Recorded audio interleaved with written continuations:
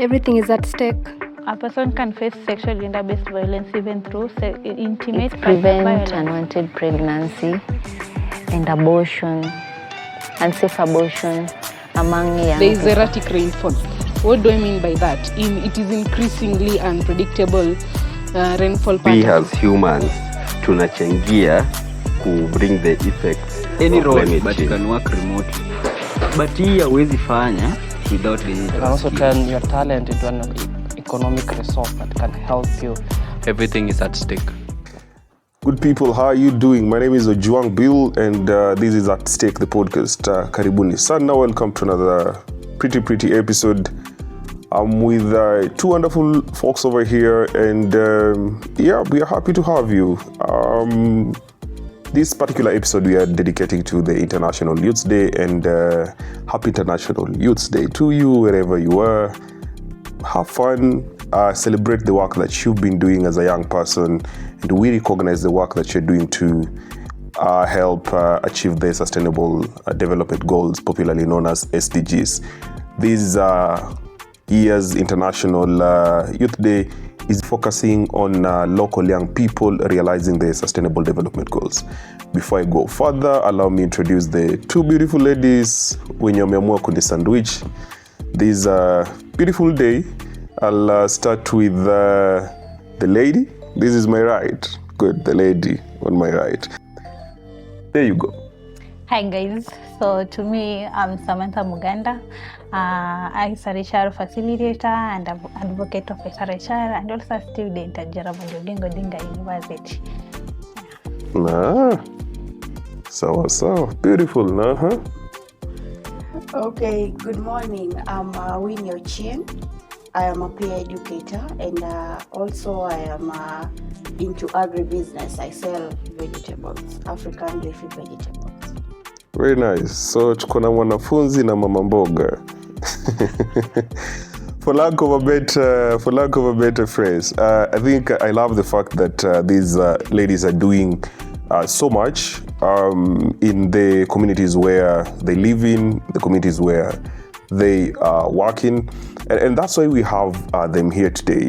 When we are talking about Sustainable Development Goals, what we are keen to look at and align it to this year's theme of local young people working towards achieving SDGs. What we are keen to look at, who are they, and when you talk about SDGs, is this something that is a buzzword, or is it a terminology or a phrase that basically young people in areas such as Siaya County are aware and are informed and basically are able to articulate? Briefly, now, for those that probably are interacting with this term, maybe for the first time, or have been interacting with it but not deeply, Sustainable Development Goals, to sum it up, is a checklist that the world has. And this checklist basically tries to look at how the world can live sustainably in an interconnected manner, such that we have the global south, the global north, both working towards making the world habitable. We have 17 sustainable development goals with about over 200 indicators. And these indicators basically are to track how we are performing, how we are trying to achieve the Sustainable Development Goals. So if we are to break it down, the simplest way that we can break Sustainable Development Goals is there is a term, a wedding cake, when it comes to SDGs. We have the base being matters environment, we have the middle layer being the society, and we have the upper layer being the economy.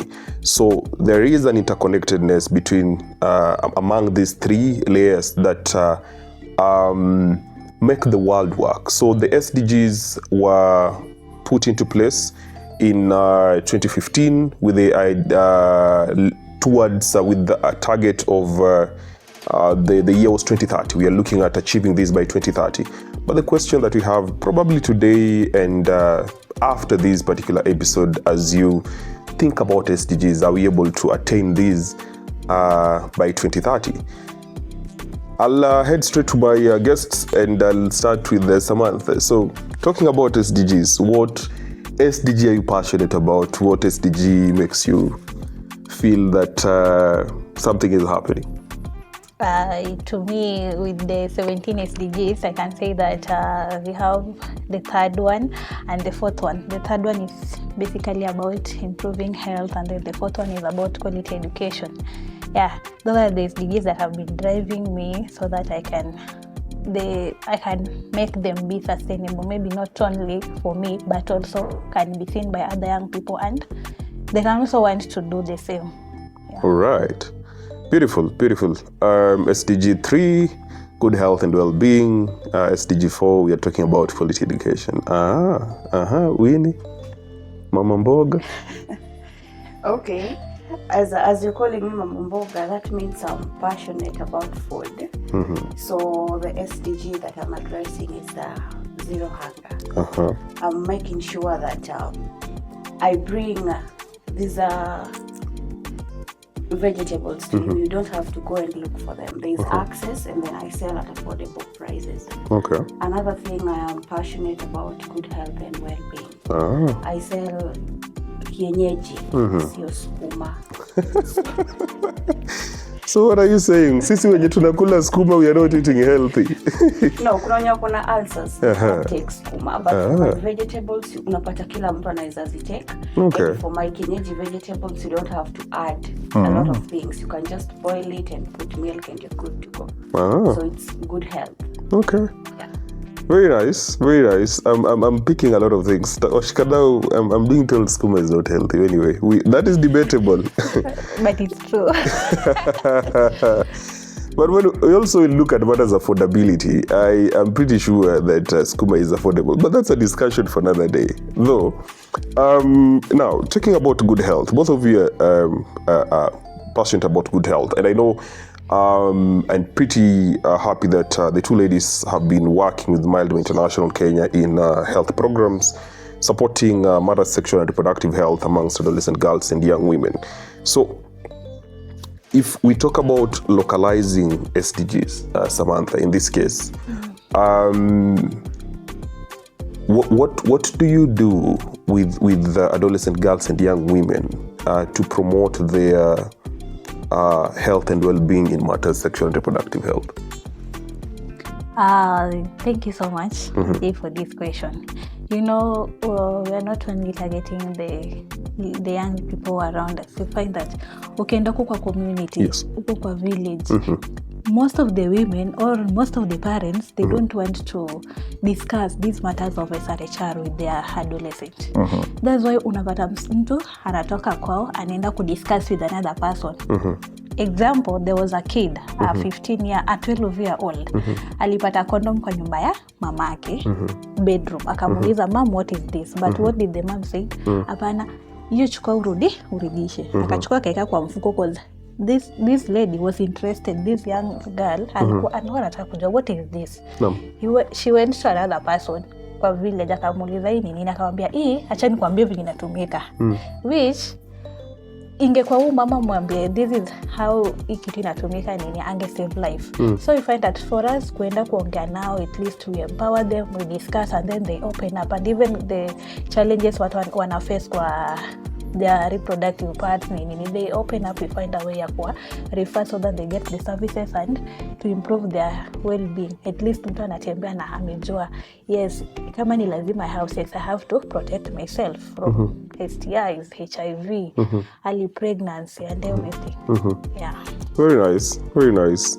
So, in kumaanisha the work that you and your peers do out there about sensitizing, tunaangalia, nikikusikiza right, tunaangalia access to services, but before access, tunaangalia matters of empowerment through information. Very nice. You've been facilitating a lot of community health interventions. Looking at still on sexual and reproductive health, when you look at good health and well-being as sustainable development goals, do you feel that adolescent girls and young women in the rural setups that you've supported are adequately supported to access sexual and reproductive health services? I know we've done a lot of work, but unapata in the rural areas, bado hatujafika at that point that they can easily access services. They can only access the services when we bring outreaches to them, because they live far away from the facilities, so unapata transportation issues. So as much as tumefanya kazi sana, tumeenda huko sana, siwezi sema imefika mali inafaa kufika. They still can't access easily. Okay. And then if I add something on that, you find that in the community, their nearest facilities, most of them don't want to go to seek services from those facilities. Mainly because some of their community members are working in the same facilities. That anaona nikienda niseme niko na STIs, itakuwa kwa the whole village. So they will opt to go to another facility which is far away, or wakufeta shida yao. Pretty. That's something to think about. So here we are, we have young women who are passionate about their communities, giving sensitizations, but they have fears, and from what we are listening to, there are fears that in as much as you may have taken an information to the facility, to a community, but there is a nearing facility which the young woman may not be comfortable attending. And so, all right. The services are not youth friendly. Something to think about. Definitely. Maybe as we look at the other SDG, that is quality education, Samantha. Why are you passionate about education? Why is it something that is close to your heart? Okay, the reason why I'm passionate about this is the case.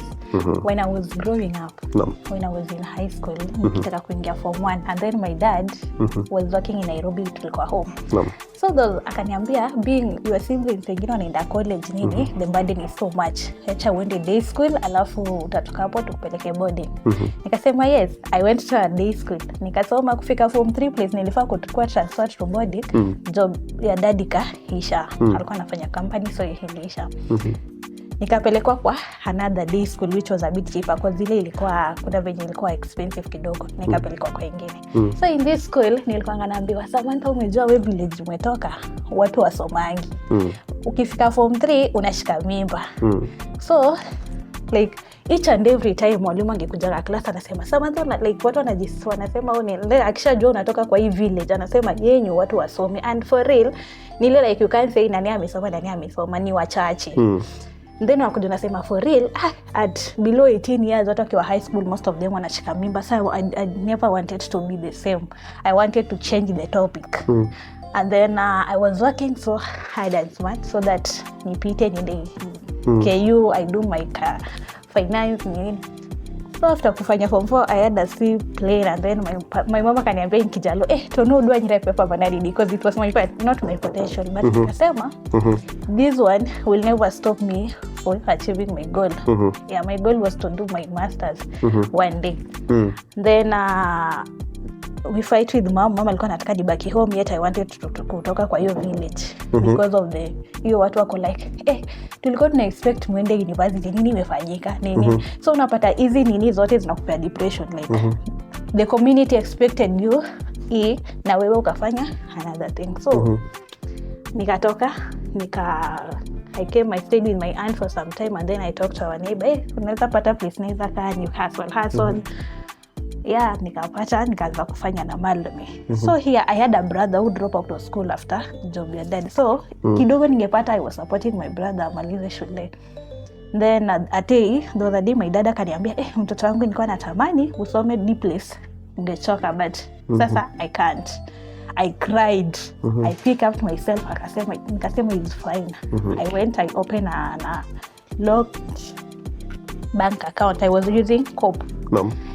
Nikaanza kusave kidogo. And then my aunt akaanza kuleta drama, nikasema acha nitoke for my peace. So you want to pay rent, you want to save for school fee, nini. So people never understand what I was going through. And then hivyo kidogo nili apply, I wanted to do nursing. Then unfortunately nili qualify kwa everything but biology kaniangusha, so it was another challenge. Then I went to Jaramogi Oginga Odinga to ask for chance. I did my applications. Zikaenda poa. Sasa ni kuongeza fili. By the time nienda shule nalipa ya 1 year. So it was not easy. Ilikuwa like you work. And then there was a day, maybe kama umesahau but mimi naweza kumbuka. Uliniambia Samantha, never let someone feel pity about you. So you find that sometimes niko broke, nini sijalipa rent, hujafeel gas, nini things are hard, but you have to stand because going to marriage was not an option. Then kuna someone alikuwa ananiambia, Samantha, you know, if you be my girlfriend, I'll support you, I'll support your education. So ikafika point, I needed his support. I went to him and then he was like, let's have sex so that I give you the money that you want. I cried, nikasema no, that's not an option, acha ikae. I went to school, I paid my fee. Nikakuwa naenda shule, akakutana na mimi gate ya shule, akaniuliza Samantha, kwani kwa shule? I'm like ulimanage aje fee? Nilishalipa fee. I wanted to tell him kuwa si lazima nilipie. Nikamwambia nimelipa hata fee yote, mimi kazi yangu ni kusoma. Yet sijalipa yote. Yeah, so that's how nikamanage, and my dream is kusoma hadi nitawaita one day nifanya my masters. Ni sawa. Peter pause. That's something that is quite that's an experience of a young woman who is keen to pursue her education. And Samantha's story, I'm familiar with Samantha's story, and it's something that over time I would say I've always been keen just to follow up, and it speaks to what happened. Some of these stories are never brought to light. You may see a young woman in campus and you make a conclusion or an assumption that they are well off. Someone somewhere is taking charge of their education. But here we have a young woman who basically is doing everything possible within her principles to ensure that she learns but also empowers her community. Winnie, talking about zero hunger, briefly, if you could, you've talked about kwa Mama Mboga, and I love that. I think I love that for you. Mama Mboga, the title Mama Mboga has always been, to some extent, associated with older women. Or it's not seen as something that is cool. We love cool stuff. Young people love cool stuff. Anyway, I don't know whether I also love cool stuff, but I love cool stuff, including my beanie is cool, I think so. Now, take us through how the whole process of you being Mama Mboga happens. What is the process behind it? Okay, so I'll start from education from Samantha. Yes. I remember when I also took myself to school. When I did Form 4 and my guardian passed, so I had to, working for my roommate ilifanya kwenda shule kwa rahisi. Would work, get the money and go to school. Pesa yetu ikichelewa, I remember there's a time nilikuwa na waua na simu. Pigie principal nisifukuzwe shule. So unapata kama the people around me, someone is able to help you with anything, but ikifika kwa shule anakwambia nyi wasichana mkimalizanga Form 4 mnafaa tu kuoleka. If you can be rich through getting married, why are you worried about going to school?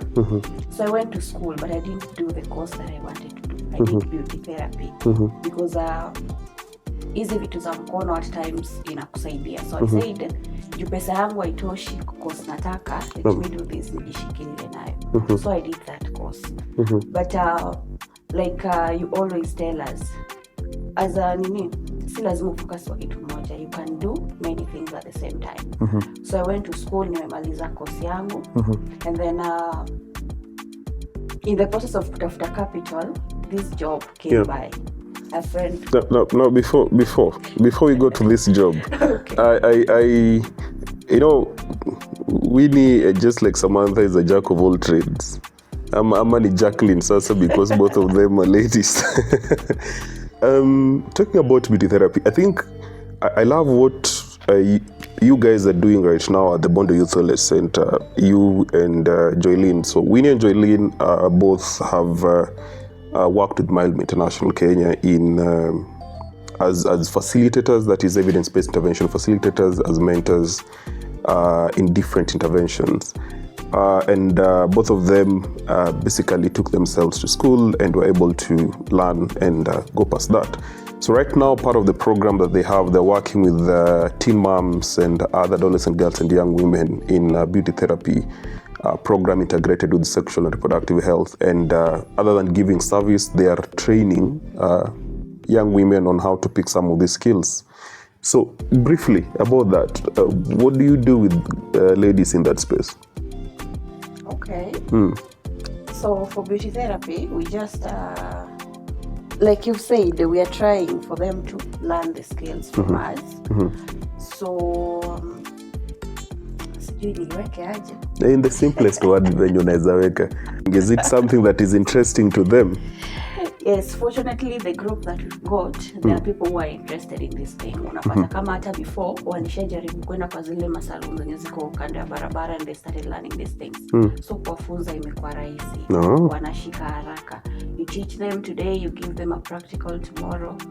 Wanaifanya vizuri sana. So it's been the process imekuwa poa. Okay. Now, yeah. Awesome. Good. Before nilikukata rudely, you were talking about a job and a friend. Turudi hapo. Yes. Okay, so hata before nipate hii kazi, I had when I finished my course, I had to go back home because Mild took one activities. And someone who was supporting herself, ikakuwa ngumu, so I went back to live at home. At home, issues zikatokea, it was some SDGs issues zikatokea, so I had to leave home. Nikaenda kuishi kwa plot ingine hapo. You can imagine hauna job, but umeishi kwa hii nyumba. At that time, rent was the least of my problems. So we knew what are you going to eat every day. Unajua lazima ujipange hapo pia. So nikasema, because plot nenda kuishi ilikuwa mpya na kulikuwa na kashamba hapo. Nikasema instead of idle, acha ni weke kitu hapa. That is how I started my story with farming and stuff. So even when I started this farming, people would tell me, msichana, umesoma beauty therapy. Beauty therapy na farming zinashikana wapi? You are a cosmetologist. Why are you farming? Sasa nikasema bado sina capital ya kufanya hiyo cosmetology. Sasa nikae tu, capital itatoka wapi? So nikaanza na kuweka mboga, then nikaeka mahindi. Ilikuwa hiyo season ya mahindi, nikaeka mahindi pia. In 1 month mboga yangu ilikuwa ready. Hii mboga nikapata kama siwezi kuikula peke yangu. So I started calling my friends wenye najua wanaweza taka mboga, and nilikuwa nawapelekea. Mwenye nataka nampelekea. So that is how my story with farming started. It started as a joke. Nilikuwa tu ndaika yangu tu yenye nakula mimi peke yangu. But nikapata kama iko mingi. Nikaanza kuuza. So when I started selling, you can imagine the small quantity niliweka. Niliuza nikapata kama nilipata pesa ya seeds zangu back, and I could take care of myself kidogo kidogo. So nikasema this whole thing ni idea poa by the way. So ni kitu naweza fanya. Kidogo kidogo a friend of mine called akaniambia there's a company that is coming to Siaya and they are in agribusiness. So sijui kama uko interested. Nikamwambia of late nimekuwa nikifanya vitu za farming, so naweza ingilia hapo. When I went for the interview nikasikia vitu wanafanya, nikasema basi hapa ndo tunapatana. What I'm interested in right now and what they're doing is the same thing. That is how I started story yangu ya mboga. I did my onboarding process with Mama Mboga. I can tell you ilikuwa ngumu because working for Mild May as a volunteer here for the 4 years, this is the 5th year, I've been interacting with young people. Hatujakuwa tukinili na adults sana. Tulikuwa tuna young people, tunajua vile tunaongea mambo ya sexual reproductive health. Sasa hiyo umeambiwa Winnie, go to that woman and convince her to buy mboga. This woman is old enough to be your shushu. You want to talk to this woman. The first day I did my onboarding in Bondo town, I almost cried. I was frustrated because nilisema mbona watu hawasikii maneno. Nimezoea kuongea na youth. But unajua with youth it's simple. It's either atakwambia no ama yes and your story imeisha. But with these women atakupeleka hivi. Wewe ni msichana wa wapi? Babako anatoka wapi? At the end of the day anakataa kusikia kitu unamwambia. Ilikuwa very difficult. But I told myself that this is not the point to give up. I have to keep on doing this. Until now, tumemaliza onboarding process, tumeanza kuuza, and I love doing this. Napenda sana kufanya hivi. Yes. Very nice. A lot to think about. I think today, just like you folks, I'm experiencing stories over here, and these are lived experiences that young people are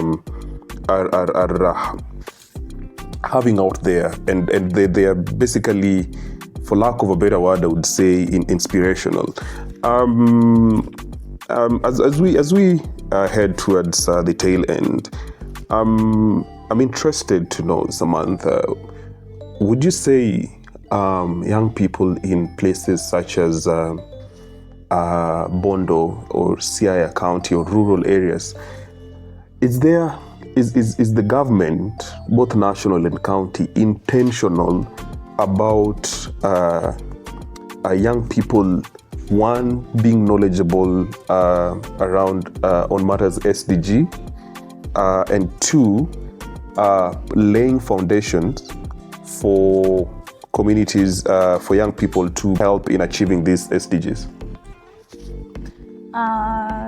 In Siaya, like, maybe if it is there, ni kidogo. Because there was a time ndio nilisikia county imeoffer hiyo platform ya kufunza watu hizi soft skills, like kutengeneza sabuni, nini, which most of the people wakisikia ndani ya county wanajua it has their own group.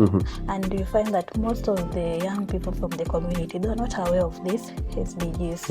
You find that unataka kumwambia, like, for example, about no poverty or zero hunger in the community. Hajui ya what to do, nini. So it's a challenge in the community. That's why most of our young people, have you ever think that in this scenario where nowadays things to do with agriculture imeenda chini? Reason is our population, our generation, wana wale watu wa kitambo, they were energetic and then they focus so much on agriculture nini. So you find that mind gorogoro mojenge kwa 50 nini, but sai those people, their energy imerudi chini. And our young people, they don't want to go to do this. And I'm proud about Winnie. Kufanya beauty alafu tena niende kwa shamba is a so you find our Gen Zs, most of them, they don't want to do easy with agriculture, yet jobs are not there. The county or those people, but they don't want to know whether you are going or whether you are working or you are not. Because at the end of it, nyinyi ndo mtachukuliwa mwende msupport, mwende kwa wakiwa hizo forums zao nini. So they'll never want everyone to achieve in life. Okay. That is a young person speaking, and the reason I was trying to Luliza his swali is because how deliberate or how intentional is the government, both national and county, to ensure that the most local young person in the most remote community able to really understand the concept of SDGs? Because if we leave this discussion to high-level forums and boardrooms, basically it will be showbiz like any other day. It will be us doing good papers, us doing good photos, but at the end of the day, where is the young person who is living today and has goals and aspirations for the future? That is something that we need to think about. We need to think about being very intentional in working, co-creating with the local young people in matters SDG, so that then, all said and done, by 2030, we may not want to come back and look at where did we fail to engage young people. That is it. It's a wrap from us. And before we give it a close and put our last word over here, Winnie, what do you have for young people in this International Youth Day? Be very brief. Okay. What I'd love to say is that as young people, there's nothing that we cannot do. We can do these things. Mambo ya kukua cool, achana nayo. Kazi ikipatikana, we piga hiyo kazi. Because at the end of the day, you have bills to pay. Being cool will not pay your bills. So if you're interested in farming or selling mboga like me, mimi naye mnaweza nipata hapa youth center, tuuze mboga huko nje pamoja. Thank you. Mimi want to be cool. But Winnie's sentiments are quite clear, and I do not want to even make a repeat of any word. Yes. To me, what I can tell my fellow youths is that never let your situation drag you down, but let it be something that can make you focus on your goal, and don't give up.